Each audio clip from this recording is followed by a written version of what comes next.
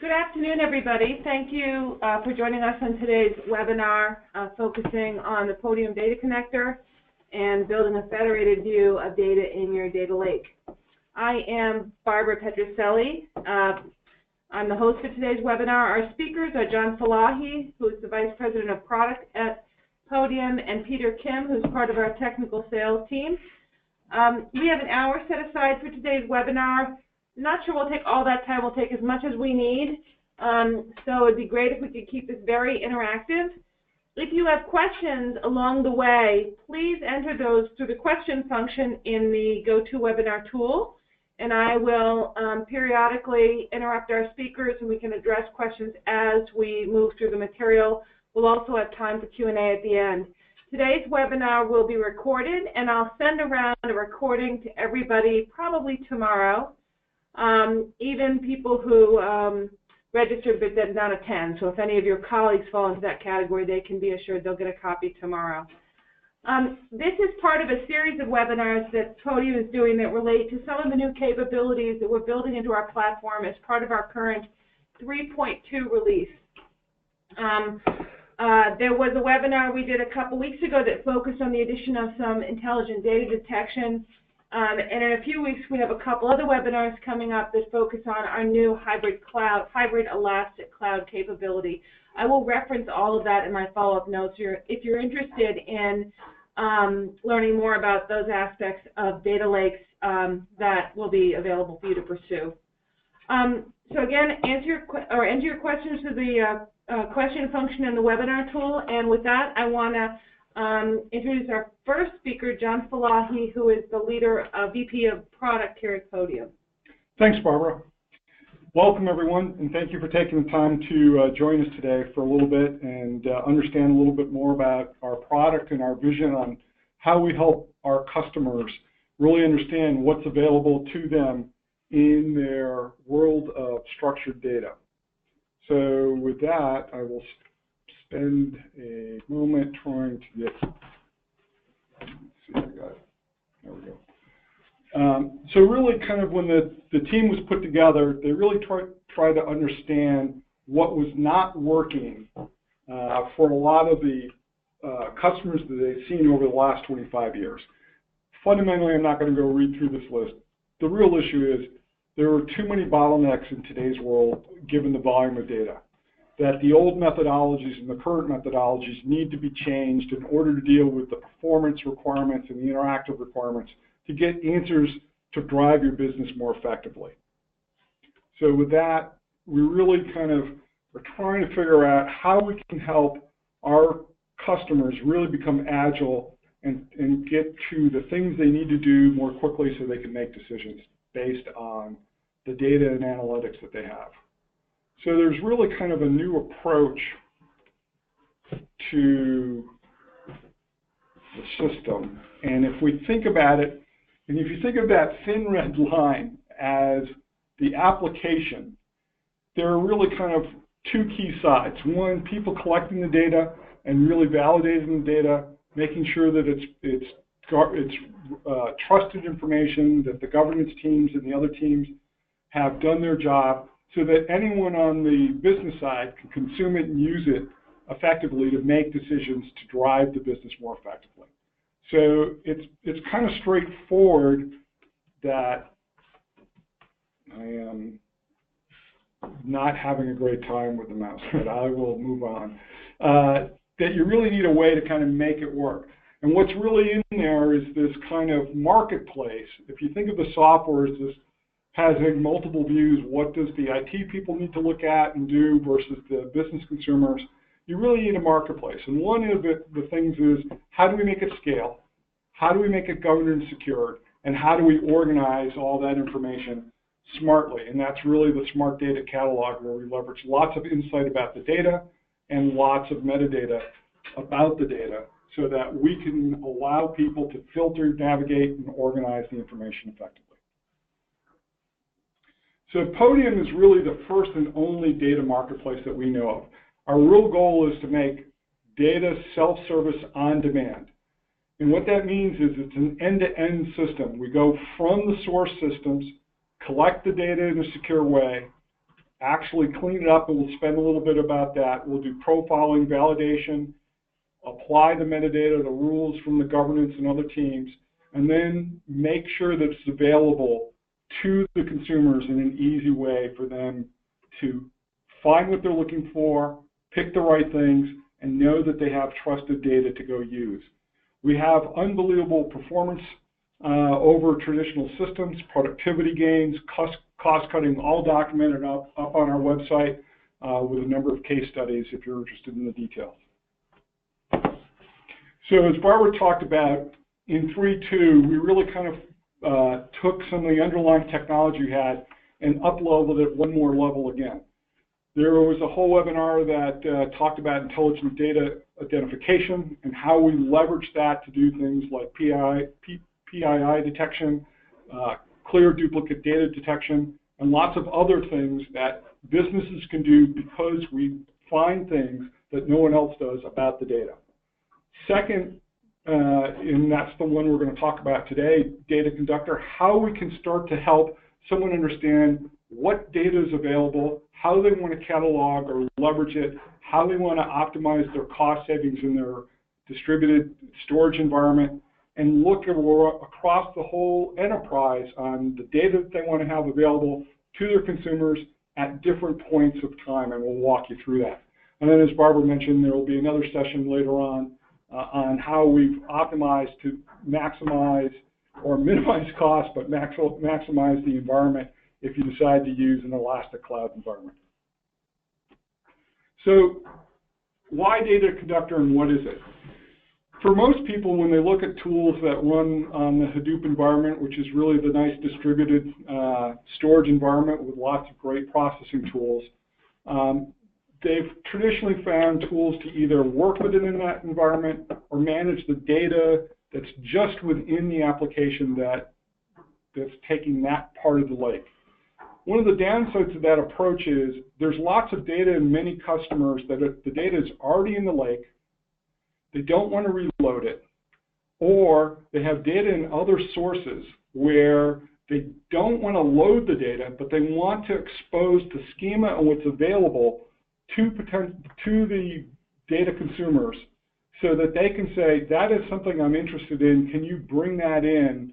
Make sure that it's trusted, i.e. that any key things that should not be shared, like social security numbers or other things that should be obfuscated or tokenized or encrypted, are done, or whatever governance rules are applied, are added to the system, and so that they know that the data that they're getting is trusted, secure, and aligned to them, that the security issues are set up, that the rules are set up, so they're not, people on their teams are not seeing things they shouldn't be, and have access to things that they know they can go work with quickly in whether a visualization tool, analytics engine, or other downstream processes they need to use.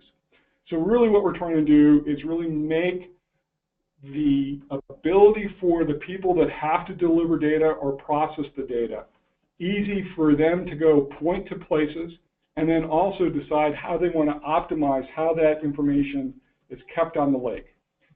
So we really have kind of taken up the next step. With Podium today, all right, prior to 3.2, everything that lived in Podium was something that we went out and took a copy of, we completely validated, we did all the profiling. So profiling is knowing everything about the data that we've brought in. Min and max in the field, cardinality, lots of other things. Peter will kind of give you a little recap of that through a demo.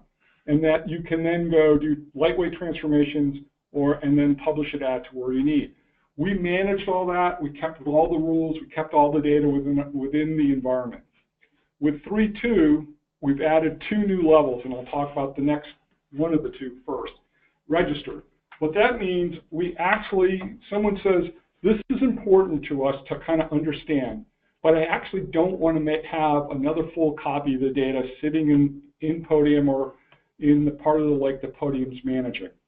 So what we can do is we can take that data, we can do all our validation, we'll do all the profiling, we keep all that, and if you optionally want a sample of that data, and then it goes through that process, but we don't actually keep a full extra copy of the data.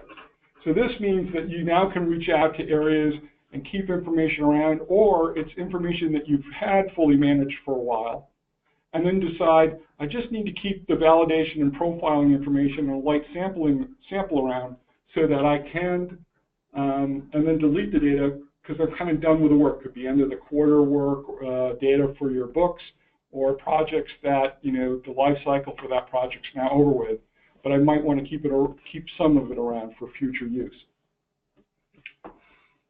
The last area is really addressed, and it gives us a wide open capability to really let the IT people point to every source that's available throughout the enterprise, collect all the schema about it so that we know exactly what are the types of information in there without bringing the data in, but it is now part of the catalog so the data consumers can see what's available to them, so that they might find something from a source in a different division or a different group that could be critical for the business analysis they're doing, and then be able to request that on-demand data becomes available on demand, brought into the system, processed, and available for them to use.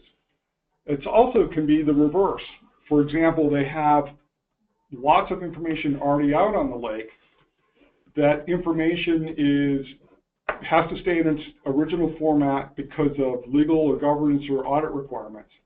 They've used it once or twice already, but they don't need Podium to keep a copy around. They just need to have Podium know where it is, and that when it's needed, say, for example, at the end of the year for some audit runs, or they have to publish it out to some other system, they can just point to it, say, that's what I need, publish it out in the format that the receiving system needs, and then just put it back to address. So the original copy's left where it is. We know where it is. Podium doesn't keep a copy around, but it keeps track of who did what when, what changes did we do, and what changes do you need to do, and it made it available in a secure way to the appropriate people. So now we have a way to have data that you use constantly, managed by Podium, addressed by Podium. You know, you can do snapshots or incremental updates. You can decide periodically that I only want to keep the profiling and certain metadata around and sample data around, or I want to point and have the schema around and then pull in the information from that source as I need it. So we kind of expanded the ability so that Podium can give a view of everything that's available, whether it's on the data lake, managed by Podium, on the data lake, or somewhere else within your environment or enterprise, so that that information flow is easy, quick, and consistent. So all of your data is basically on demand, but your IT staff can maximize their utilization of their environment, cutting total costs down and removing duplicate data when they don't need it. So let's kind of walk through the next level of detail. If we talk about what's going on, we're really starting to understand the data, the metadata, and the statistics about the data. So we go out, we collect the metadata about the source, we document it, we hold that schema, and we treat it as a piece of information that's in the catalog. The next thing we do is, if you want to kind of go to the next level, we'll actually do a complete profile of all the data from that source that you asked us to bring in.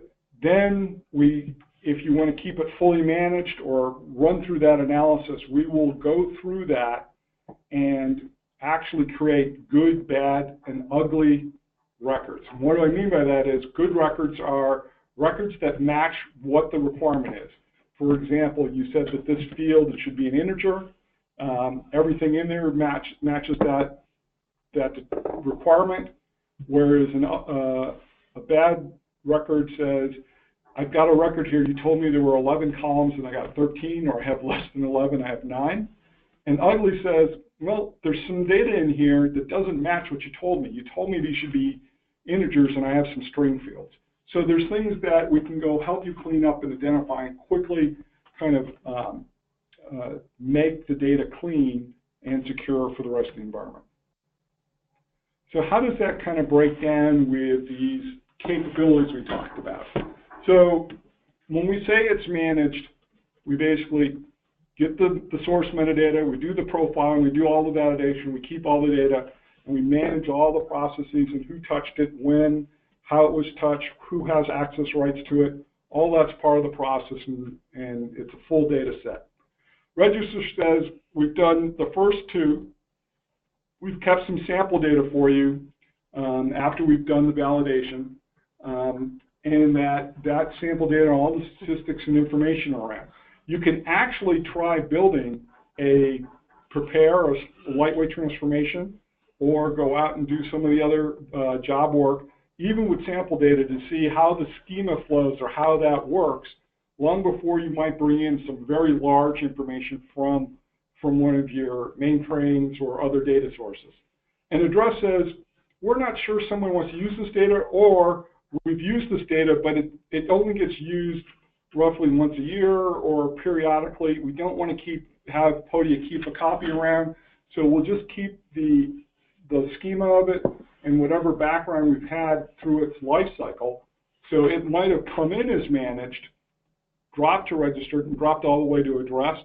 Someone ran a job and says, no, I need all that data processed out to a particular place, and then put it back to addressed. We'll keep track of its life cycle through the different changes that it's gone through as you use these levels to optimize your footprint, your cost, and your utilization of the environment, but still seeing a full view of everything that's potentially out there, so your consumers can grab the information or on demand request it, and the system will either automatically process that data through, or it can be treated so that the data delivery people know there's been a request and they can process it through. So you can kind of have it either automated or controlled by the people. So that's basically more of a configuration for the given enterprise and the style they like having. Do they trust the people to kind of run stuff, or go forward? Thanks, John. Let me stop you right there for a second. There's a few questions that have come in. One of them has been asked a couple different ways, and that is this a data virtualization or data federation solution? Those are two really good, interesting perspectives that don't align to this. Virtualization says we're going to keep a kind of a virtualized view of the information, and federation says we are going to talk across the repositories and be able to pull things out. This is basically saying we have actually gathered the insights about that so that we can go get the information when we need it. So it's not virtualized per se, and it's not federated per se. It's a way to kind of build the catalog and then make the data on demand, so to speak, if you're using the address to registered levels. So it's a slightly different approach. Those terms kind of mean other things to most businesses. Okay.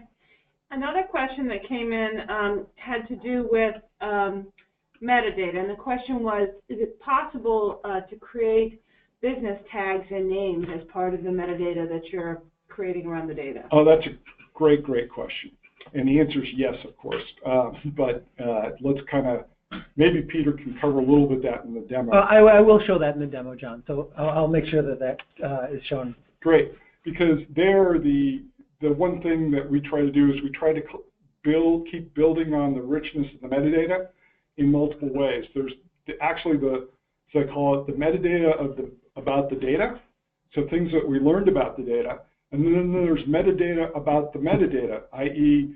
operational things that you want to know, like what happened, when should this be allowed to be accessed, who's got rights, and then other things that people want to add because of governance rules or because of the way teams want to interact. So there's actually capabilities to add blogs and notes and other things around that, so that whole interaction and social experience, besides just the kind of building blocks of metadata, are part of the system. Okay, and one last question before we keep going. The question is, when Podium manages data in Hadoop, is it proprietary or redundant in any way? Another great question. So we keep everything in the standard structure. If you turned off, Podium is sold as a subscription. So you could turn off Podium at any point. All the metadata we've collected can be moved into the appropriate catalog that you use. For example, Navigator on Cloudera or other systems. and all the data is sitting there in the environment, accessible through Hive, HCAT, or whatever, in HDFS. So, John, if I jump in on that, just, for those of you on the phone, Podium think of it as an orchestration and an abstraction layer to Hadoop. So there's nothing we're doing that's proprietary, right? If you remove Podium from the equation, all your data is there in the formats you want, NH catalog available to you, so there's nothing proprietary about that. Okay, I know I said that was the last question, but another one came in, and this one is, John, after the data is cleaned, so I think she's talking about the validation and profiling, does the full data set be saved inside of Podium? So we're throwing data away as part of that internal ingest and validation and profiling? No, so again, if we've gone through that process, that data, if you say that in our normal environment, normally we keep all that data, we have that available for you. It's just that these two new levels give you the option that at some point, if you don't want to keep it around, you can let it go. An interesting example for this is we do something called prepare, which is really lightweight transformations. You might have 4 or 5 extremely large sources that someone needs different parts of those sources to create a new table or a new entity or a new experience. So they might want to grab all those things and create this new target entity or this new rich set that they need for some visualization or analytics action. They can actually do all that and then say, okay, I brought in the data, I've got what I need, I have the new result set that I want to keep using, but I don't really care about that original source data from the 4 sources. So I'm just going to basically wipe those all out and just keep them as addressed. And now I have the new piece that I really need for the business. So there's some really interesting ways that we can optimize the flow of information or keep the good information. I interpret that question a little differently, John, so let me answer that just to make sure we get it. So there were 2 parts in there. Is the full data set saved after cleaning? And B, inside Podium. So again, no data is saved inside Podium. All the data is written into Hadoop, right? In HDFS, exposes external Hive tables. And is all the data saved after being cleansed? We keep all of the data, right? Whether it's clean, and John has been talking about good, bad, and ugly, we retain all that data, we segregate it, we expose it, but nothing is thrown away. So yes, we keep all of it, but it's all saved within Hadoop. Great, thank you, Peter, for taking a different perspective.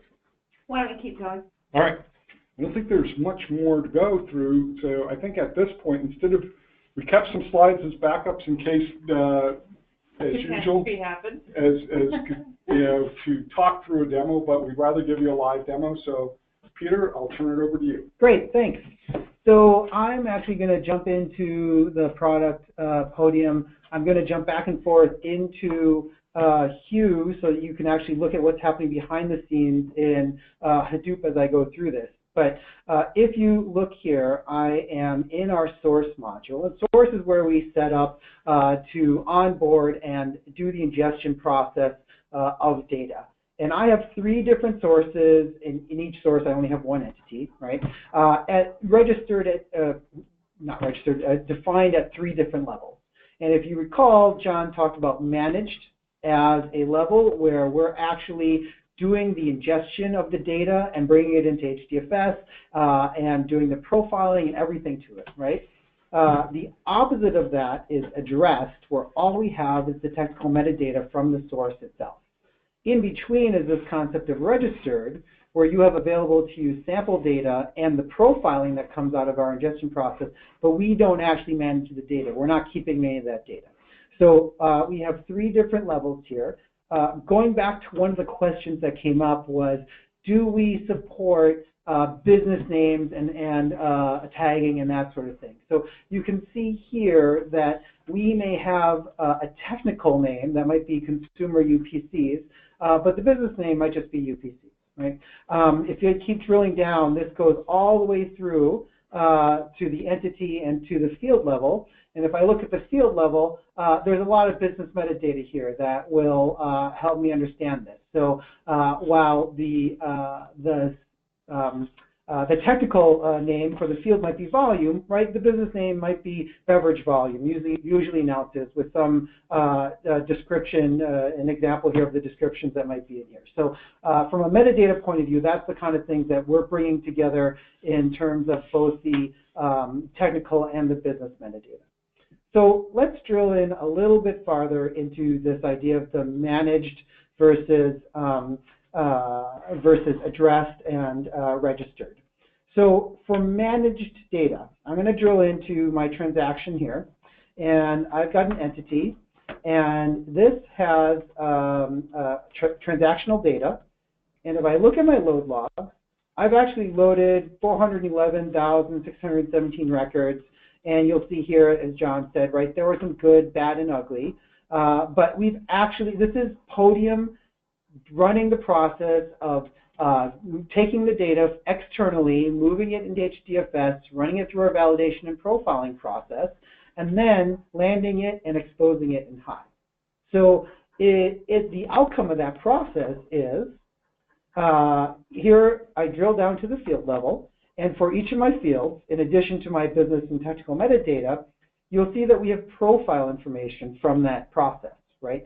When we validate that data, we profile it, and we generate, 70-some individual statistics, John, around each field, such as maxes, mins, null percentages, and a host of other ones, right? So even if you didn't have business metadata, once you ingest the data, right, we're generating additional metadata, these statistics, to help you understand that.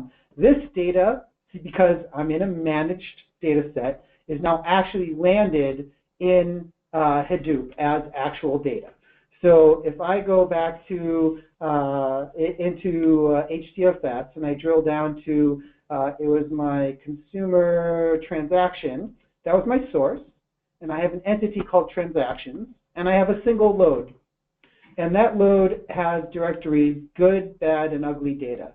And you'll see that I've actually landed data here, 18.8 megabytes of good data in there, because this is managed. Podium actually moved the data and is now putting it in a nice, clean taxonomy within HDFS.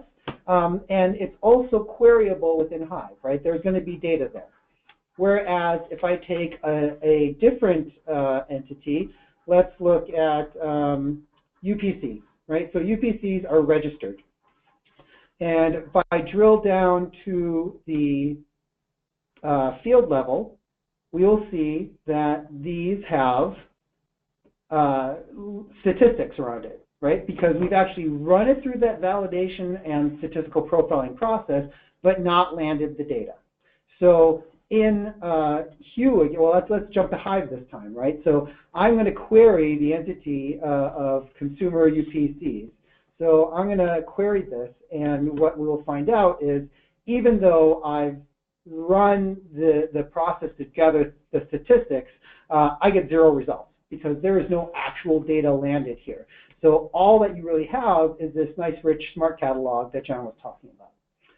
So how does that, what does this look like to an end user when they're trying to actually use this data? I started to build a data flow. So I'm in a module called Prepare. Prepare is where we allow users to build transformations and create new data sets based on data that's out there. And I brought in transactions and stores, and I'm going to add one more entity in here, that UPC data that I just talked about. And when I add this, and you'll see this on the right here, when I choose to add this, the first thing it's going to tell me is you've selected non-managed entities, right? Which means they'll be promoted the first time I run. So what we have currently set here for UPCs is it's registered. It's going to promote it into a managed state, which means we're going to be loading and managing that data. You'll also see here some of the nice options that we have based on that. If this were registered data, which means I didn't load the data, but I have sample data and I've got profile statistics, I could actually run this prepared data flow just on sample data. You might want to do that anyway, right, just to test out your workflow, but that's an opportunity to not go through the process of ingesting data, but test out some of your logic as you go through. You'll see it doesn't give me that that opportunity here because I don't have that available. So I'm going to add my UPCs into my workflow here. I'm going to add them into my join, and in my UPC code, I'm going to add this here. And just a couple of quick things. Transactions, this was managed data.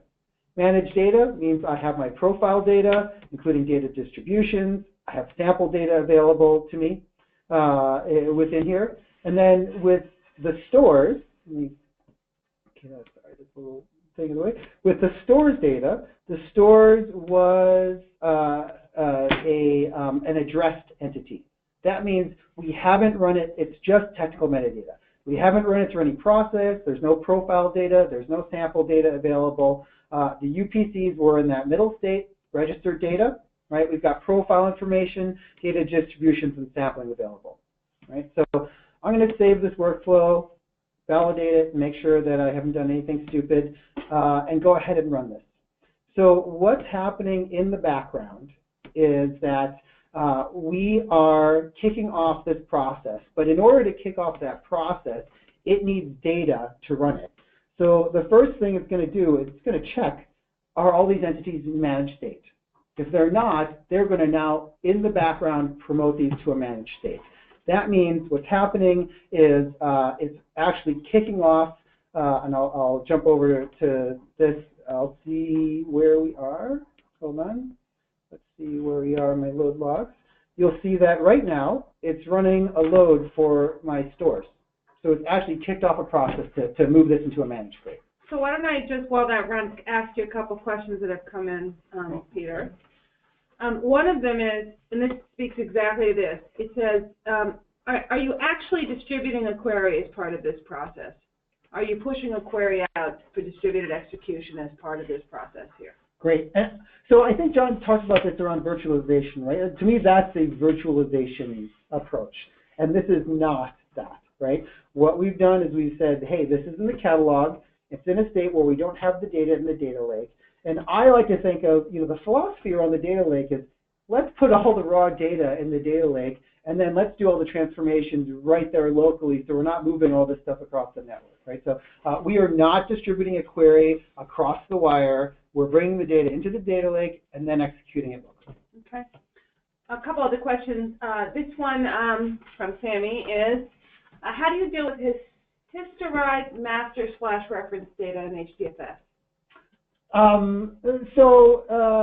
There's a couple ways to do that, right? I think with master reference data, the best thing to do is we keep, we manage loads of data in managing the history, and we probably load reference data as snapshots over time. So what we do is we run, every time we ran a load, essentially we would expose only the latest data to the users when they went to go query it, right? We have this concept of an incremental versus a snapshot, and I'll show you at an entity level.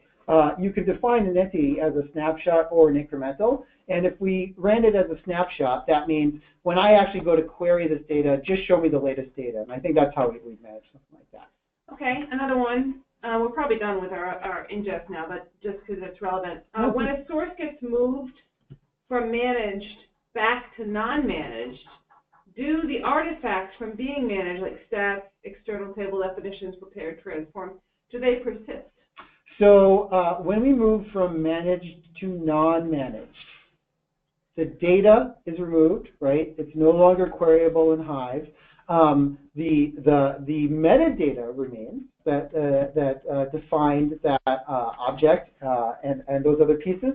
And if you've created any transformed data through prepare, that's a new entity, right? That continues to exist. It doesn't get deleted because the source was downgraded.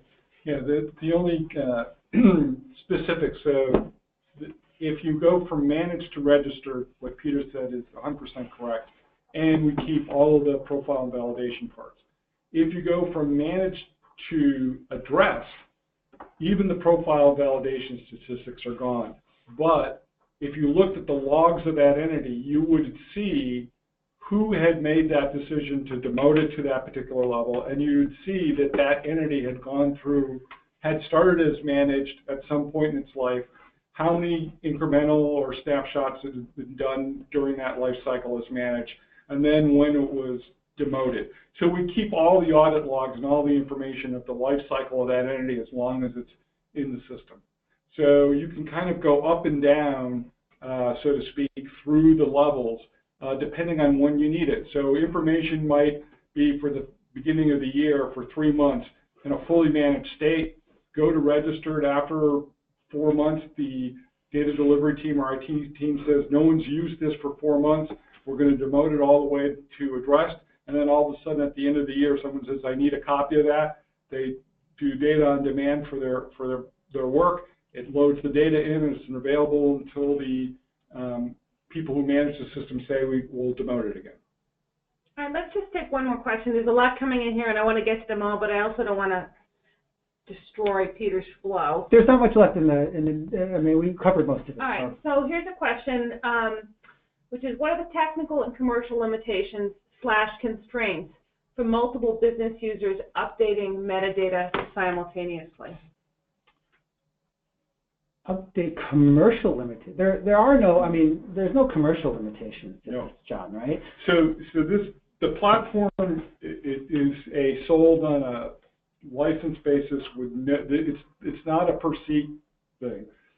So you can add as many users as you want. The only limitation is fundamentally how many nodes in the cluster you're saying Podium can run on, which will kind of determine its performance and scale. But there's no limitations to the number of users and how many users can interact. We do a very good job of tracking users. The other thing we have that's kind of not shown here, we'd be happy to talk to you independently. There are different roles. So they're actually, everything that Peter's kind of showing you is kind of like as a very advanced user on the system. But you can actually set it up so people can only view things, or they can only see things according to their group rights through Active Directory or LDAP, and then you can actually create a role that says, oh, this person can not load data, but they could do transformations, or this person can only load data, or this person could actually run a workflow. So we have different ways to help different people manage stuff, but if 2 or 3 people are updating at the same time, say Peter's updating a blog tag and I'm updating the business metadata, we'll track all that. So for example, John, in this demo environment, I've set this up so that an analyst is someone who would not be able to actually modify any business metadata or any other metadata for example. So that's a role that we have set up. Okay, another question. So basically the question is, so can I build a catalog of all my data with it? Is that the purpose of this? Absolutely. Yep. Absolutely, right? So the idea is, we started off as being really focused around the data marketplace in Hadoop, and what we've discovered is that, because it became probably the biggest repository of all the data, it was a natural spot to aggregate all that catalog information. And so now by having the address and the registered, we can point to these external data sources and have it all in the catalog, maybe combined with the rich business metadata, allowing you to add some of these other pieces around it, so that you have a single source to look at everything, and you also know, is this data immediately available to me or not within the data market? Yeah, and I'll just extend it one more step, that everything we have, we also have APIs, and we've done great partnerships with lots of other systems that use metadata or manage metadata, so we can move things back and forth. Like, the one example I mentioned earlier is Navigator for Cloudera. There's a lot of interesting metadata that sometimes they collect, and a lot that's missing that we collect. Can you move stuff back and forth? Very easily. Same thing with other tools like Calibra and many others that do different things for different groups, but the sharing of the metadata or moving of the metadata or tracking of the metadata is something that we can do in our catalog across the environment, which is really nice. Let me ask you 2 other questions that kind of relate to that. So the question about whether you could build a catalog, I think, is really about use case. And another question, a related one, is from a person. I already have around 500 terabytes of data in Hadoop. How would I make that part of an expanded view of data in the lake without having to copy or reload it? So the concept of registered actually perfectly fits this idea, right? Is that we go to, let's say, your Hive catalog, and we'd grab all of that, and then we'd run all of that through the process through that understanding the validation, the data quality, and doing that profiling and putting that all in there. The great thing about that is because it's all already sitting in HDFS, it's really fast, right? We don't have to do any data movement. It's all parallel. It runs really fast. So it's a really quick process, and probably you set up the right resource management so we're not bringing anything down. We can run that in a fairly rapid fashion. Yep. And on a related note, there's a question about cloud. What about data in the cloud? Are there any constraints on-prem versus cloud? Or? No, so the great question, we have customers who run on AWS and other cloud environments. They just pick their favorite version of Hadoop, whether it's MapR, Cloudera, Hortonworks, or EMR for AWS fans. And we sit on top of that, as Peter described very clearly early on. So we have customers that are running Cloudera on AWS. They have no problem. We actually have in the next one of the future webinars, we can show you how you can have Podium with a VPN sitting on either side of the VPN, sitting on the cloud side or on your on-prem side, and coordinating information in both environments. Okay. So, Anna, go ahead. I just wanted to finish up on the demo side, just ahead. so you can see here. We finished running that workflow. So what it's done is it's actually promoted those two entities that were registered and addressed, ingested them, and so they're now in a managed state, ran through the transformations and actually created a new data set out there, right? You can see the sample data based on that in my sales aggregate. And if I go in the background here and I look at that table that I previously got 0 results from, right, you can see that we've now actually ingested this data and it's available out there. So, and again, to reiterate some of the questions that came up earlier, right, this is through Hue. I'm querying this through Hive. This is not proprietary to Podium. We're getting that data prepped so that you can use your analytics tools that you're comfortable and familiar with in this environment. Okay. Another question.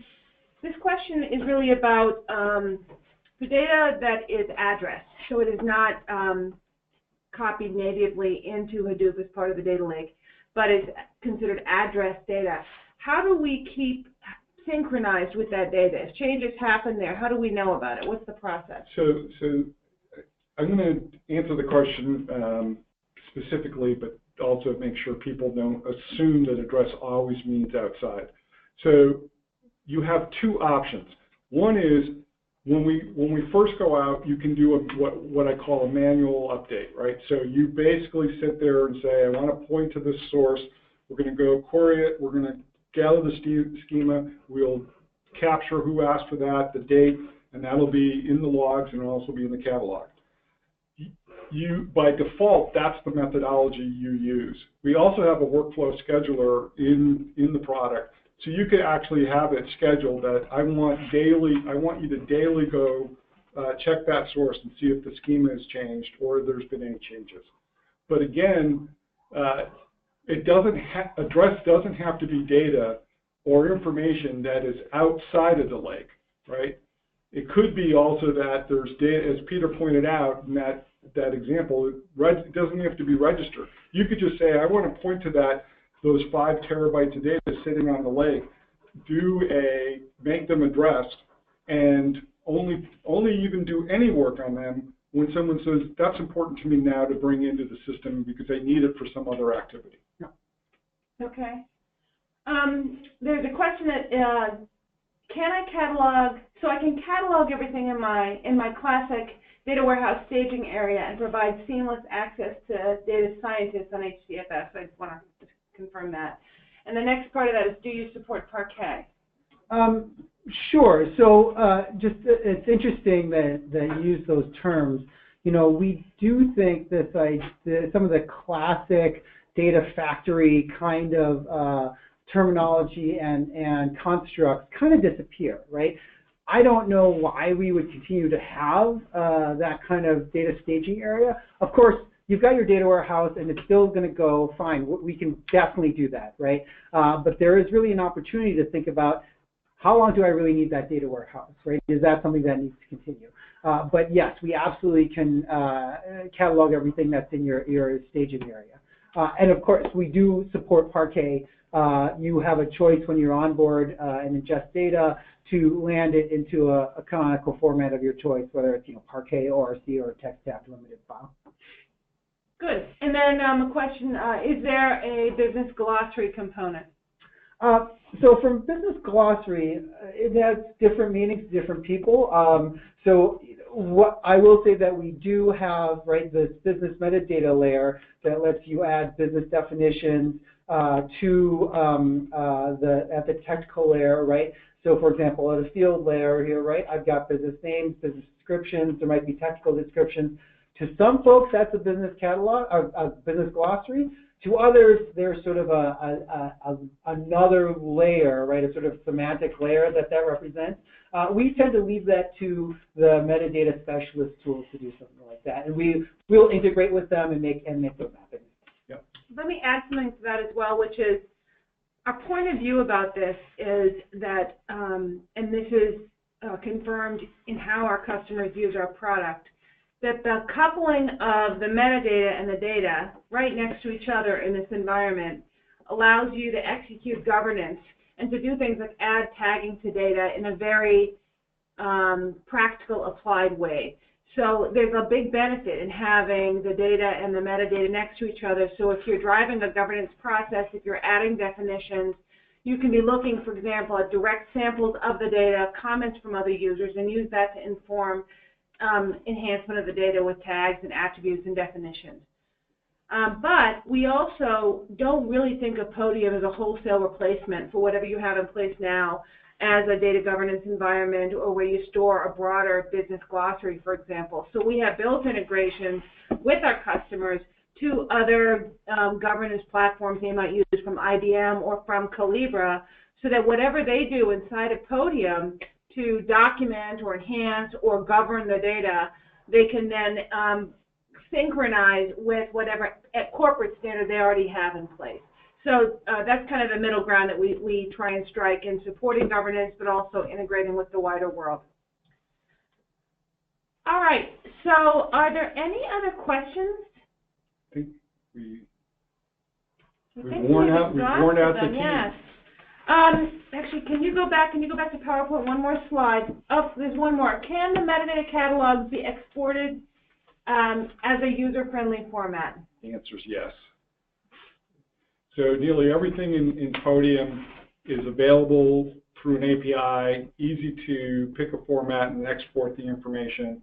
As Peter said, just as easily as you could look at the data sitting there in HDFS, and Hive and other parts of Hadoop, the same thing with the metadata. We try not, our whole purpose in life is to bring our expertise on analyzing the information, mining the information, and adding that layer of smarts around the information, but not hiding it from the customer.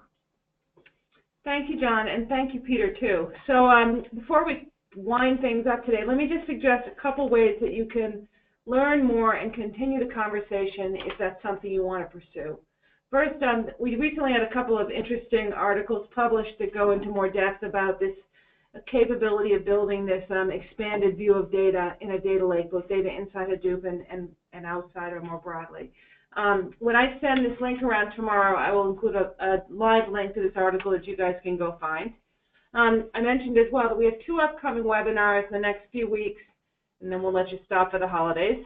One of them is with 451 Research, that's really talking about the evolution of the data lake concept beyond what we might think of as early first-generation data lakes to really be a mature enterprise-grade data management platform. That's with an analyst named Matt Aslett, who specializes in this space.